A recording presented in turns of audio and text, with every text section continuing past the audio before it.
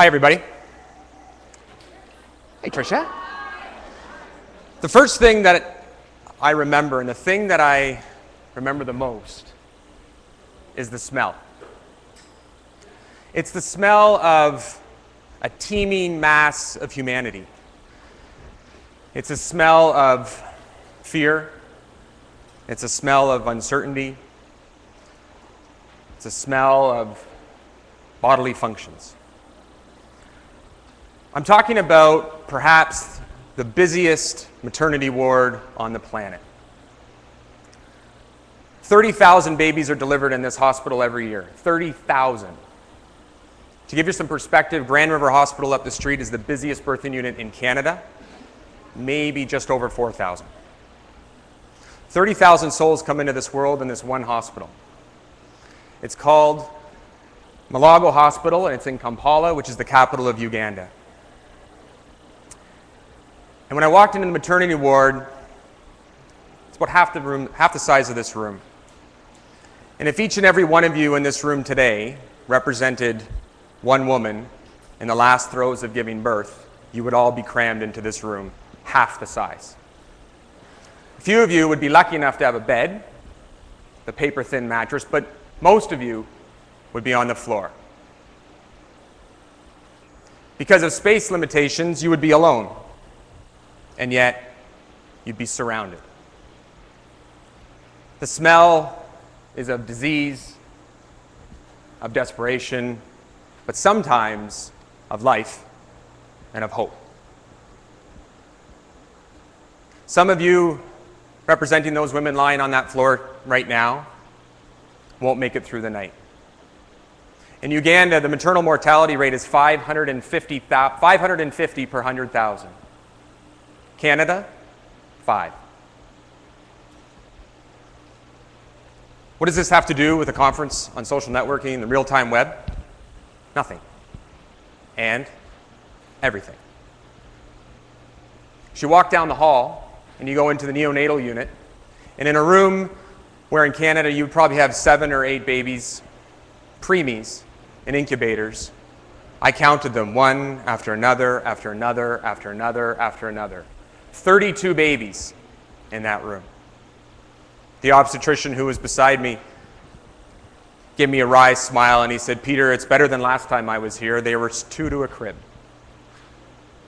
And in behind these cribs was another room, and inside 27 incubators. Every single one of them broken, dusty, empty. Because if you send an incubator somewhere, after 6 months, if the filter runs down, which it will, if you don't have one to replace it with, it's useless. If you don't have an engineer who can fix it when it breaks down, it's garbage. And those 27 incubators, for me, were the perfect example of what happens when the world dumps its good intentions on the developing world. Again, what does this have to do with social media? Nothing. And everything. Because I think we spend too much time worrying about feeling good rather than doing good. And I think social media and Twitter and blogging and all that can be part of that problem and part of that solution. For me, I'm a newbie in this. I couldn't do the work that I do overseas without Twitter. I found that out very quickly in Gulu in northern Uganda. You're 10 kilometers from the Sudanese border. You're in a former war zone. I didn't have hot water for 5 days. The electricity was off for 14 hours a day. To say that the internet is sketchy would be putting it mildly. Wi-Fi is non-existent, but my BlackBerry worked better there than it does in my own backyard in Waterloo. And what struck me when I was there, I would realize if I would blog, because my preference is to blog, because I like to tell stories. But what I noticed is when I would finally get a blog posted and then I would send it out on Twitter, imagine that. The page views went through the roof, and you know what? So did people donating to our cause. But more importantly, and I think most effectively for me, and this will not come as a surprise to most of you who do this way more often and way more effectively than I do, when I got home, people didn't say to me, "Hey, how was your trip?" What they said was, "Thanks for taking me along." I think the other challenge we have with our social media and with this revolution of technology, the term the global village was coined years ago. And the web and all the tools that it has and enables should make the world smaller and smaller and more connected and more connected and more connected. But yet, and it's been said in the last few postings here, the last few presentations, the risk is that we become less connected. And I think where we have to remember is that everything that happens in the developing world, all of our financial and political actions, have a direct impact on people around the world. I spend some of my time in Haiti, and when I land there, if you've ever been there, and if you ever go there, certainly now, and you land in Haiti and you go through Port-au-Prince, and you see buildings that look like the earthquake just happened minutes ago. You see a city that is ravaged by poverty, ravaged by hopelessness. You see 600,000 people who are still living in tents. It's 20 months later.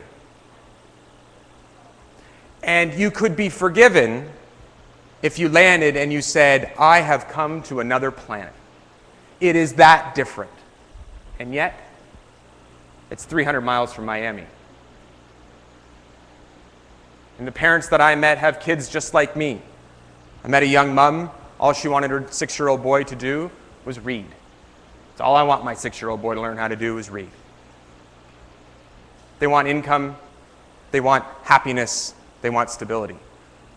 We should be more connected to the people. It's not those people over there. And I think these tools can allow us to do that. But we have to remember in our interactions that there's humanity at the other end. Rami mentioned that. I think the most poignant example for me was going through the streets of Port-au-Prince. The night before was a terrible monsoon. And you can imagine 600,000 people scrambling into their tents. I'd never seen rain like it in my life. And you wake up the next morning and you're going through the city, and it's a beautiful blue sky. It's 45 degrees. And people are coming out of these tent cities, and they're walking through the streets of rubble and garbage and sewage and human excrement, and dogs running and crapping all over the place. And they're walking to work, and somehow they come out of these tents and they bring their kids. And I remember this mother, and she came out, and this little girl had this perfectly pressed white blouse on, a perfect kilt, and her hair in ribbons and bobs. I have 2 little girls. I can't put a barrette in. And this would have taken hours in my mind. And picture that scene, and she's walking through that devastation on her way to school, to take her daughter to school. And she stops at a corner vendor, and the little girl puts her foot up on a box, and the mother reaches into her purse, and in my mind's eye, she's handing over her last pennies. And the man reaches down, and he shines her daughter's shoes.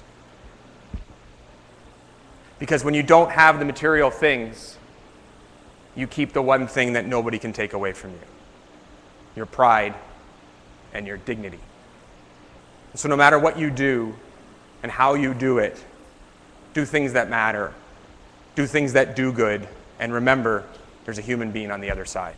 Thank you.